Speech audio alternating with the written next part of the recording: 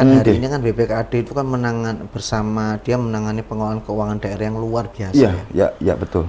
28 triliun. Iya. Dikelola oleh BPKAD. Tapi bukan BPKAD semuanya, artinya betul. semua arus lalu lintas 28 triliun ini oleh BPKAD. Ya. Maka harus ada bagi kami harus ada badan khusus ini yang menangani aset ini. Contoh, saya ada menemukan case di wilayah lereng gunung. Oke. Ini mestinya kan digunakan yang ditanami tanaman yang sebagai penguat, ya kan? Iya. Tapi di sana ditanamin jagung. Oh, pangan ya jatuhnya. Jadinya pangan. Harusnya itu tempatnya bukan di situ. Tidak sesuai peruntukannya, Pak. Sehingga kadang-kadang mengalami kelongsoran yang mengakibatkan dampak kepada masyarakat. Jadi badan aset di satu sisi memang bertugas melakukan inventarisasi seluruh aset yang ada di Provinsi Jawa Timur. Setelah itu betul-betul memfungsikan lahan tersebut sesuai dengan visibility tadinya.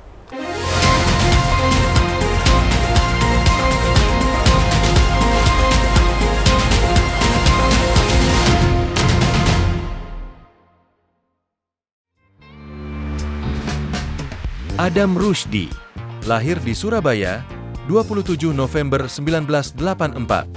Mengawali pendidikannya di SMP Negeri 2 Waru Sidoarjo, melanjutkan ke SMA Negeri 1 Gresik, dan menempuh pendidikan pascasarjana di bidang pendidikan di Universitas Negeri Surabaya.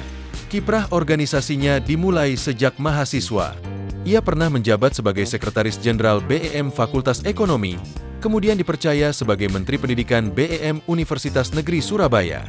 Semangat kepemimpinannya terus berlanjut di luar kampus, menjadi Ketua Umum Komisariat HMI, Ketua Masika ICMI Jawa Timur, hingga menjabat sebagai Sekretaris Jenderal Pengurus Nasional Masika ICMI.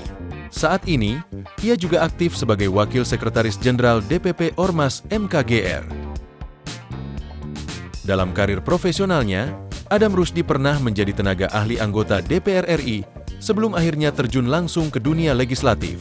Pada periode 2019 hingga 2024, ia menjabat sebagai anggota DPRD Provinsi Jawa Timur.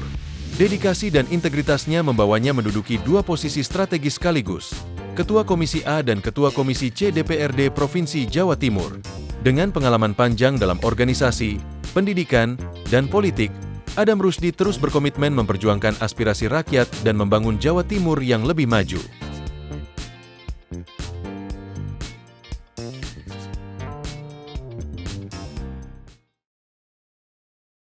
Assalamualaikum warahmatullahi wabarakatuh. Salam sejahtera bagi kita semua. Salam, Om Swastiastu, Namo Buddhaya, salam kebajikan. Jumpa lagi bersama saya, Randy Niko Ramanda, di podcast Gebrakan Wakil Rakyat DPRD Jawa Timur. Usulan pembentukan Badan Khusus Pengelolaan Aset Daerah di Jawa Timur menggema untuk mengoptimalisasi potensi pendapatan asli daerah.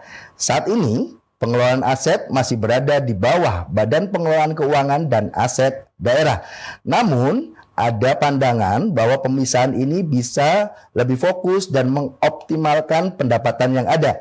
Untuk tahu lebih lanjut, saya sudah bersama Ketua Komisi C DPRD Jawa Timur, Mas Adam Rushdie. Langsung saja kita sapa beliau. Sore, Mas Randy. Baik, Mas Adam, saya ingin tahu apa sih sebenarnya latar belakang mengenai usulan pembentukan badan khusus ini? Siap, saya kasih tahu, Mas. Siap. Jadi yang pertama terkait dengan badan aset ini, ide awalnya itu hari ini kan gara-gara pemberlakuan Undang-Undang HKPD nomor 1 tahun 2022 tentang hubungan keuangan pemerintah pusat dan pemerintah daerah. Di mana dalam hal ini kami mengalami penurunan APBD kurang lebih sekitar 4 triliun akibat option pajak, pembagian hasil pajak tadi. Besar, yang ya? hari ini kira-kira kalau dulu provinsi mendapatkan kuota sekitar 60%, maka sekarang provinsi mendapatkan sekitar 28, sekian persen. Nah, berangkat dari itu tentu kami selaku legislator memiliki ide apa kira-kira potensi yang kemudian selain pajak. Iya. Karena ketika kita oke, pajak memang terpotong, apakah lantas kita kemudian harus menaikkan pajak lagi? Tentu kan akan jadi beban bagi masyarakat. Betul. Sehingga berangkat dari itu kami memiliki ide agar aset hari ini yang pasif, yang tidak bekerja untuk provinsi dan bahkan membebani kita, itu bagaimana caranya bisa menjadi aset yang produktif dan menjadi aset yang bekerja untuk Provinsi Jawa Timur. Tujuannya mulia sekali ya Mas ya. Kalau apa dari usulan ini, apakah yang sudah dilakukan apa ada pendataan aset atau seperti apa? Hari ini kami bersama BPKAD menjadi marketing pemerintah Provinsi Jawa Timur kita ini. Salah satunya hari ini kita keliling. Kita ketemu dengan teman-teman pengusaha di daerah masing-masing, baik itu rekan-rekan HIPMI, Kadin, rekan-rekan pengusaha swasta. Kami ajak ngobrol bahwa provinsi ini memiliki aset. Bahkan kita memiliki aset yang bagus untuk pergudangan, untuk perindustrian, untuk pertanian. Nah, dan semua aset ini sudah kita visibility study-nya. Bahwa aset ini, ini cocok ini untuk bisnis, ini cocok ini untuk pertanian. Kita sudah lakukan itu, dan itu kita tawarkan semua ke rekan-rekan seluruh Provinsi Jawa Timur. Kira-kira berkenan atau tertarik nggak teman-teman untuk menyewa aset tersebut. Dan alhamdulillah dari hasil ngamen tersebut Mas, hasil ngamen tersebut ada beberapa yang tergabung dengan kita. Ada salah satu mie yang cukup ternama. Nggak boleh sebut nama. Iya. Brandnya jangan dulu. Brand jangan. Karena nggak bayar royalti. Harus bayar iklan dulu nih. Betul. Nah, itu menyewa lokasi kita, dan alhamdulillah dari testimoni yang bersangkutan, proses sewa menyewaan tidak ribet. Proses sewa menyewa tidak ribet, dan kita pun juga memiliki website, di mana website itu yang isinya tentang seluruh aset yang di bawah naungan BPKAD yang hari ini, yang menjadi potensial yang mana itu yang kemudian hari ini coba kita tawarkan. Untuk bicara legalitas, apakah ada rancangan peraturan daerah yang sedang digodok atau disusun untuk bisa mewujudkan ini, Mas? Untuk apa ini? Untuk pembentukan badan khusus pengelolaan aset daerah ini. Saya kira untuk pembentukan badan khusus ini tinggal kita berkoordinasi dan berkonsultasi saja dengan Kementerian Pan-RB. Harapan kami badan khusus ini memang khusus menangani aset. Kan hari ini kan BPKAD itu kan bersama dia menangani pengelolaan keuangan daerah yang luar biasa. Iya, betul. 28 triliun dikelola oleh BPKAD. Tapi bukan BPKAD semuanya, artinya betul. Semua arus lalu lintas 28 triliun ini oleh BPKAD. Maka harus ada bagi kami harus ada badan khusus ini yang menangani aset ini. Karena hari ini aset itu yang dikoordinir BPKAD hanya BPKAD saja. Sedangkan milik OPD yang lainnya itu dia dikoordinasi oleh OPD masing-masing. Nah, contoh OPDA memiliki aset, dia hanya menyampaikan asetnya dia. Nah, maksud kami dengan pembentukan badan aset ini, seluruh aset, all aset yang ada di Provinsi Jawa Timur, baik itu di bawah naungan OPD, di bawah naungan UPT, kita lakukan database semua. Kita lakukan database, kemudian kita visibility study masing-masingnya, bagaimana potensinya, itu kemudian kita tawarkan menjadi potensi bagi PAD bagi Pemprov Jawa Timur. Maksud kami seperti itu, karena hari ini kami melihat DPKAD sibuk banget, crowded banget. Iya. Dan itu dirasa kurang maksimal ya bagi DPRD melihat. Gitu. Kalau nantinya dalam pelaksanaannya, ini apakah khusus pengelolaannya aset aja di luar yang lain-lain atau seperti apa nantinya? Teknisnya apa sudah ada pembahasan dengan BPKAD atau seperti apa nanti? Belum ada sih, belum Oke. ada. Ini baru unek-unek dari kami. Oke. Karena lagi-lagi berangkat dari keresahan berkaitan dengan urusan aset itu, dan yang kedua terkait dengan turunnya PAD. Sehingga kami mengusulkan hal tersebut, Mas. Oke. Kalau berbicara sampai dengan teknis memang masih belum ada Belum sampai ya? hari ini. Tapi kami sudah memiliki gambaran Ya. di mana badan aset tersebut tentu ya setara dengan kepala dinas juga, Oke.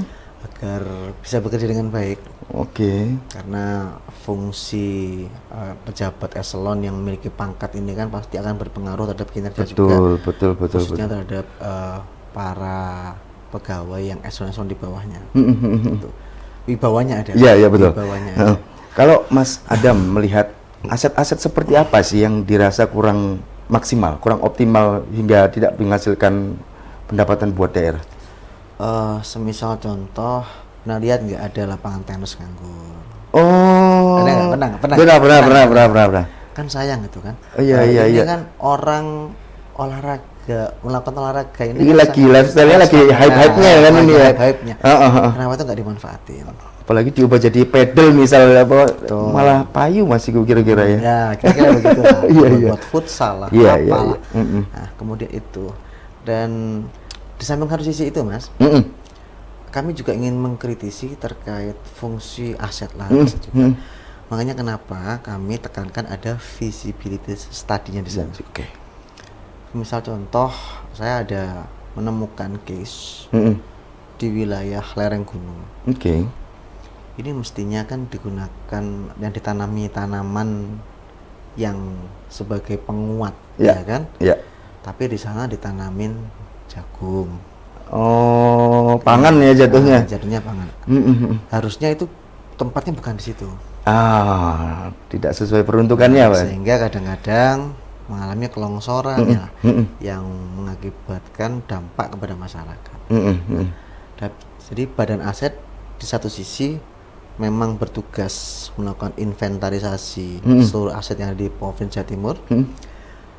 Setelah itu betul-betul memfungsikan lahan tersebut sesuai dengan visibility tadinya. Oke.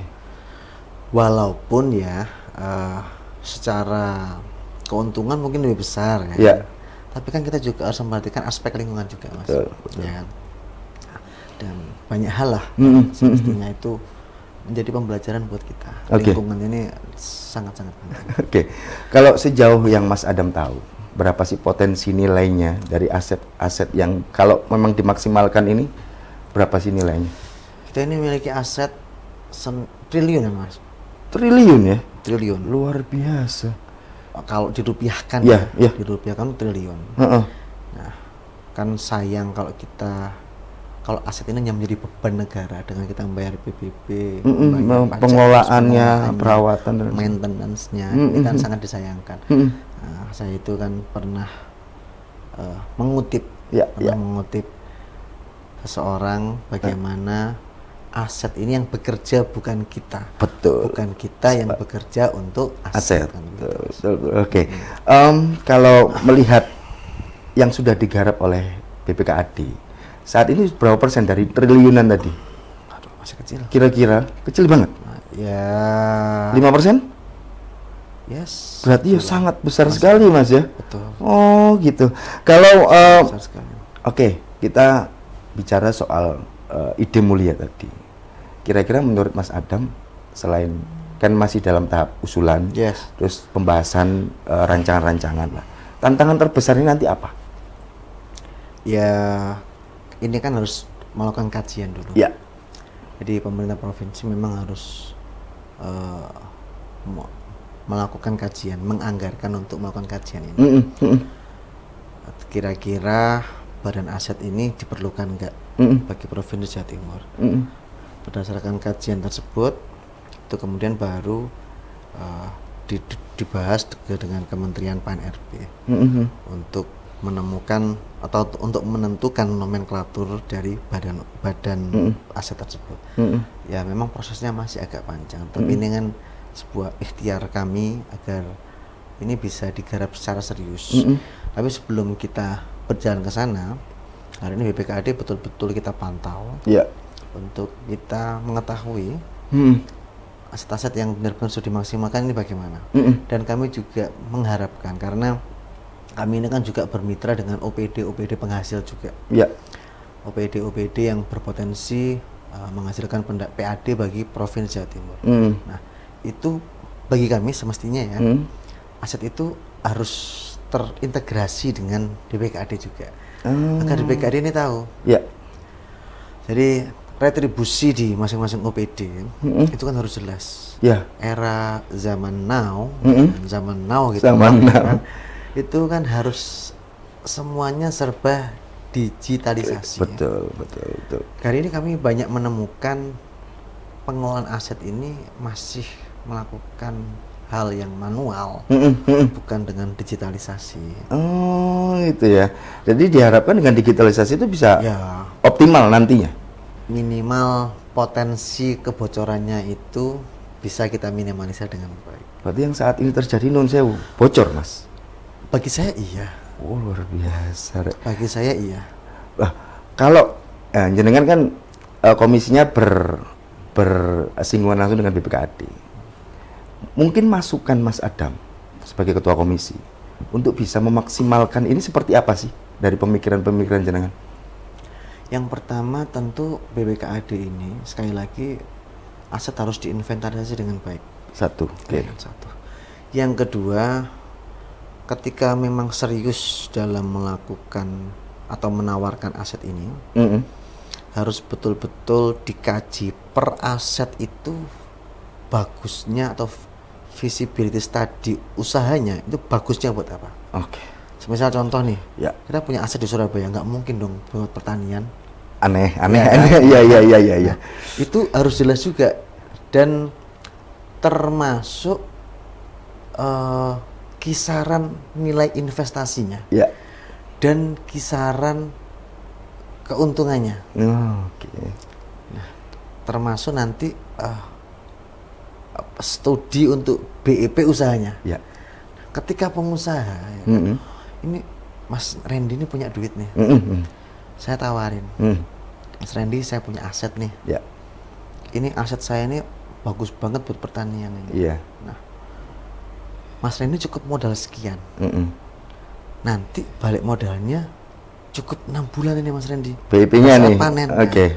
Dan Mas Randy sudah dapat keuntungan di situ. Kemudian di tanah itu keuntungannya begini. Iya. Kita jelaskan. Iya. Keuntungan A, keuntungan. Mas Randy pasti tertarik dong. Pasti dong. Oke juga ini ya. Iya. Kira-kira begitu. Boleh. Harapan kami BPKAD bisa melakukan itu. Itu memang tidak mudah. Iya, Memang tidak iya, mudah. iya. Nah, sekali lagi butuh keseriusan dan butuh konsentrasi yang tinggi terhadap itu. Sehingga kami mengusulkan ada yang namanya badan aset tadi itu, Mas. Gitu. Kalau untuk nun sewu nih, agak flashback ke legislasi tadi. Untuk bisa dalam tahap raperda sampai ke perda, perlu waktu berapa lama kira-kira, Mas? Untuk bisa goalnya ini perdanya ini. Saya kira ini nggak perlu dengan raperda lah. Oke. Jadi tadi cukup kita konsultasikan dengan gubernur, kemudian kita buat kajiannya untuk ini layak atau pas nggak sih diadakan ini. Oke. Ya, termasuk dulu kan Pemprov punya Bakorwil ini kan juga nggak perlu melakukan perda juga. Ya. Oke. Nah, jadi memang ada case-case tertentu, tapi memang ini harus pengetahuan pusat. Bagaimana kita melakukan kajian kebutuhan. Gitu, Mas. Saya tertarik dengan statement Mas Adam yang tadi pengelolaannya nantinya gambarannya sudah akan digitalisasi untuk pengelolaan aset. Artinya kita dimanapun kapanpun bisa memantau, termasuk masyarakat umum. Nah, mungkin bisa lebih detail nggak? Teknisnya nanti seperti apa, Mas Adam? Semisal contoh gini aja, Mas. Mungkin Masnya pernah mana ya asetnya Pemprov ya, yang kira-kira bisa kita maksimalkan. Lapangan mana ini? Deketnya Mustopo itu loh. Lapangan lari, Ya, lapangan bola. lapangan lari itu. Oh ya, oke. Itu punya Pemprov kan? Siap. Parkirnya manual atau digital? Manual masih, Manual. manual banget itu. Potensi manual dengan digital, kira-kira Masnya gimana? Kalau saya pribadi, Ya. seneng nerima kartunya daripada karcisnya, karena potensi kebocorannya. Ya. Nah, dari situ itu hal yang paling kecil. Belum lagi nanti kita berbicara loketnya yang selanjutnya. Kalau kita masih menggunakan pola yang manual, kalau kita menghitung ini kan agak susah, Mas. Sekarang semua serba era modern, Mas ya. Iya, Sehingga iya. semuanya tentu harus tercatat dengan baik, apalagi ini negara, Iya. pemanfaatan untuk rakyat juga. Betul. Sehingga semua harus tercatat secara transparan dan akuntabel. Bagi kami memang digitalisasi tidak menjamin 100% akuntabel, tetapi minimal mendekati akuntabel daripada yang manual. Oke. Ya kan? Oke. Namanya sistem manusia, Mas, nggak ada buatan manusia yang sempurna. Iya, ya betul. kan? Tapi minimal kita meminimalisir potensi kebocoran itu aja. Oke. Kalau kita ngomong pembentukan badan dalam tiap daerah, skeptisnya biasanya kalau dalam dunia jurnalis kayak saya ini kan pasti ada kepentingan atau ada sesuatu di belakangnya. Untuk menepis hal ini, Mas Adam seperti apa, Mas? Tentu sekali lagi saya sampaikan berangkat dari keresahan tadi, Mas. Siap. Mungkin kesannya kayak ini palsu banget ini, Iya, iya. seolah-olah kepentingan besar dan lain sebagainya. Terlepas orang mau berkata apa, ya kami tetap jalan saja, Mas. Ya. Itu konsekuensi kami sebagai seorang politisi. Ya. Orang mau berpikir ada udang di balik batu dan sebagainya, monggo-monggo saja. Yang penting niat kami memang untuk masyarakat, dan di mana badan tersebut harapan kami itu betul-betul fokus dan konsentrasi. Karena begini, misal contoh, Masnya ini selaku bendahara. Siap. Nah, selaku bendahara yang megang seluruh kegiatan organisasi. Iya. Kemudian Masnya saya suruh ngurusin pencatatan aset semua organisasi tersebut, terus ngurusin pajaknya apa itu, ada pusing juga kan, Mas, ya kan? Iya, iya, iya. Pasti Masnya akan lebih mengutamakan keuangan organisasi daripada asetnya, ya kan? Iya, iya, Karena iya. ini kan keuangan organisasi yang global, Iya, iya, yang iya. gede banget yang di sini, Iya. ya kan? Nah, sehingga yang di sini ini hanya dibuat sampingan saja, betul, Mas? Iya, Kira-kira iya, begitu. iya, iya, Kalau iya, kita iya. menganalogikan seperti itu. Nah, sehingga bagi kami badan aset ini sangat penting dan semoga bisa direspon dengan baik oleh Ibu Gubernur. Kalau nantinya saya tadi sedikit mengutip Mas Adam tadi bahwa nantinya ada orang setara kepala dinas yang akan ditempatkan. Pengennya Mas Adam nanti untuk apakah ini untuk supaya lebih profesional, supaya tidak ada tarikan kepentingan untuk penyalahgunaan atau seperti apa, Mas? Iya. Ya tentunya yang bisa masuk di badan aset itu kan kalau di bawah naungan Pemprov harus PNS kan, Mas. Ya, ya, ya. Kayak saya kan nggak bisa kan, ya kan. Kalau saya ini kan outsourcingan 5 tahun sekali. Iya, iya, iya. Nah, kalau PNS ini kan jelas step by stepnya dan juga tidak menjadi beban negara yang baru. Jadi penggajiannya juga sama dan lain sebagainya. Tinggal dipindah saja, tapi memang khusus dalam menangani badan aset ini. Kalau DPRD Jatim kan ada tugas pengawasan juga ya, Mas. Betul. Nah, apakah nantinya untuk bisa mencapai transparansi akuntabilitas itu perlu pelibatan publik atau seperti apa, Mas? Pelibatan publik bagi kami sangat perlu ya, karena semua hal mulai dari kami melakukan reses, kami kemudian serap aspirasi, kami turun langsung ke masyarakat, itu kan juga termasuk pelibatan publik juga. Tapi dalam konteks ini, itu kan konteksnya berbeda, Mas. Ya.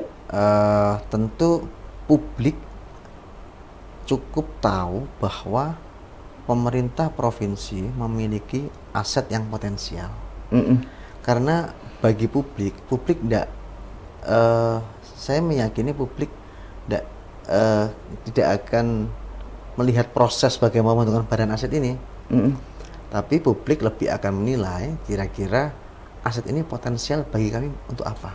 Nah, sehingga pelibatan publik, dan ketika kami kemarin turun langsung ke masyarakat bersama BPKAD, banyak yang antusias juga, baik itu di wilayah Bakorwil Bojonegoro, Bakauheni Malang. Oh, sudah sampai ke Banyak, daerah-daerah ya berarti ya? Sudah. Kami tapi turunnya memang masih belum maksimal, tapi hanya tiap Bakauheni saja. Selama ini kan Komisi C hanya melibatkan BPKAD sebagai untuk inventarisasi tadi. Ketika nantinya sudah mengetahui, apakah perlu melibatkan OPD lain, misal dalam tanda kutip Satpol PP untuk di bawah pemerintahan untuk penertibannya? Oh iya. Seperti apa, Mas? Iya, tentu Satpol PP itu kan pelaksana perda ya. Pelaksana perda, jika memang ada aset ya itu juga termasuk juga, Mas. Termasuk juga di situ. Jadi badan aset ini juga mengurusi legalitas dan sertifikasi aset kita. Jangan sampai aset Pemprov ini kemudian digunakan oleh orang-orang yang tanda kutip bukan menggunakan haknya. Jadi Iya, benar. tiba-tiba mengisi dianggap itu sebagai tanah dan sebagainya. Badan asetnya juga fokus dalam hal itu juga, agar secara legalitas, secara fungsi itu semuanya terrecord dengan jelas. Sejauh yang Mas Adam tahu, jadi ada pihak-pihak yang, adakah case-case yang aset-aset ilegal kemudian dikuasai oleh orang-orang yang bukan ada bukan aset ilegal, aset Pemprov. Aset Pemprov yang dikuasai oleh oknum-oknum ilegal. Mungkin mungkin begitu ya. Ada, Mas? Ada. Banyak atau kayak gimana, Mas? Ya tidak, ya lumayan ada, tapi nggak banyak banget gitu, nggak ada beberapa. Oh, berarti memang ini kayak kelalaian, ada kelalaian dari BPKAD ya, dalam hal ini. Karena itu tadi, Mas, fungsi kontrol kita dan mungkin tahun pertama dibiarkan, tahun kedua keterusan. Akhirnya ini menjadi tanahnya yang bersangkutan, padahal tahu ini bukan tanahnya. Dan kadang pula ada oknum-oknum yang kemudian memainkan itu, sehingga kamu cukup bayar ke saya saja, tapi gitu ya, ada ya praktik-praktik begitu ya. Ada beberapa case-case seperti itu. Baik. Kalau Mas Adam sendiri mungkin sudah ada kepikiran nggak strategi nanti untuk pemanfaatan asetnya nanti bagusnya seperti ini nih, atau seperti apa, Mas? Tentu pemanfaatan aset berdasarkan visibility study. Oh, tadi ya, oke. Jadi itu harus dikaji semuanya sampai tuntas. Bukan hanya sekedar appraisal asetnya aja, tapi termasuk untuk utility-nya dan lain sebagainya. Kalau dari di internal komisi, apakah fraksi-fraksi ada pergolakan atau cenderung setuju dengan ide mulia ini? Alhamdulillah semua fraksi setuju hari ini, Mas, karena merasa kita harus memanfaatkan aset tersebut dengan baik. Begitu. Baik, Mas Adam, sebelum saya tutup, saya mohon izin kepada Mas Adam untuk memberikan closing statement mengenai pengelolaan aset, badan khusus pengelolaan aset ini bagusnya seperti apa. Monggo kameranya di sebelah sini. Baik, terima kasih Mas Randy untuk closing statement. Tentu kami berharap agar badan yang mengelola khusus untuk aset Pemprov Jatim ini segera bisa kita wujudkan, karena ini demi kepentingan masyarakat Jawa Timur dan demi kepentingan pemerintah Provinsi Jawa Timur, di mana ketika kita betul-betul bisa memaksimalkan badan aset ini dengan baik, mulai dari aspek legalitasnya sampai kemudian aspek penggunaannya dan kemudian sampai dengan aspek bisnisnya. Saya meyakini ini akan menjadi potensi pendapatan yang luar biasa bagi Pemprov Jawa Timur, dan insya Allah dengan semakin meningkatnya PAD Pemprov Jawa Timur, ini juga akan memberikan kemanfaatan untuk masyarakat Jawa Timur. Mungkin itu, Mas Randy. Baik, terima kasih Mas Adam. Baik, Tribuners, itu tadi bincang santai saya bersama Ketua Komisi C DPRD Jawa Timur, Mas Adam Rusdi. Semoga bisa diambil hikmah dan manfaatnya. Sebelum saya tutup, jangan lupa untuk terus menonton podcast Gebrakan Wakil Rakyat DPRD Jawa Timur di channel YouTube Harian Surya dan Tribun Jatim Network. Saya Rendy Koramanda, pamit. Assalamualaikum warahmatullahi wabarakatuh.